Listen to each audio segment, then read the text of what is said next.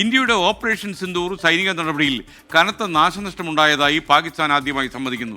കൂടുതലിടങ്ങളിൽ ആക്രമണമുണ്ടായെന്ന് വ്യക്തമാക്കുന്ന വിവരങ്ങൾ പാക് സൈന്യം പുറത്തുവിട്ടു.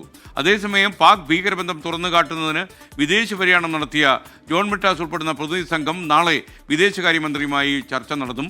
പ്രതിപക്ഷം കട നിർവഹിച്ചെന്നും ഇനി ഉന്നയിച്ച ചോദ്യങ്ങൾക്ക് സർക്കാർ മറുപടി പറയണമെന്നും ജോൺ മിട്ടാസ് എം പി പറഞ്ഞു.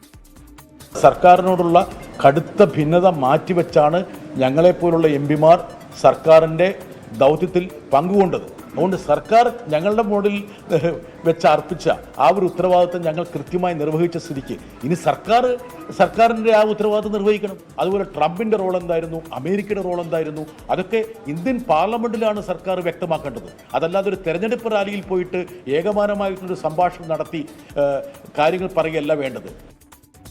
കൂടുതൽ വിവരങ്ങളുമായി നമുക്കൊപ്പം ബൽറാം നെടുങ്ങാടി ചേരുകയാണ്. ബൽറാം, വിവരങ്ങൾ.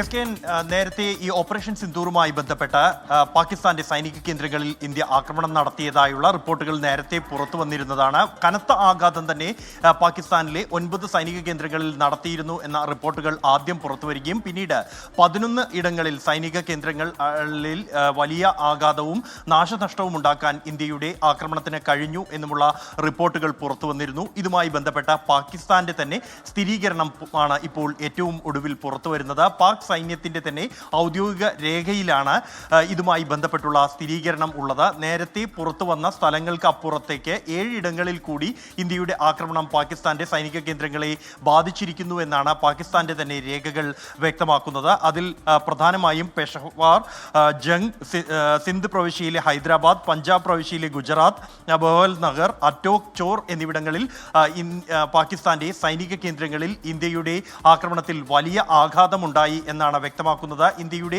വ്യോമാക്രമണത്തിൽ പാകിസ്ഥാന്റെ സൈനിക കേന്ദ്രങ്ങളിൽ ഗുരുതരമായ കേടുപാടുകൾ സംഭവിച്ചിട്ടുണ്ട്. ഇതിന്റെ അറ്റകുറ്റപ്പണിയുമായി ബന്ധപ്പെട്ട തയ്യാറാക്കിയ രേഖയിലാണ് പാകിസ്ഥാന്റെ ഈ സ്ഥിരീകരണമുള്ളത്. S K, thank you Balram Nedungadi.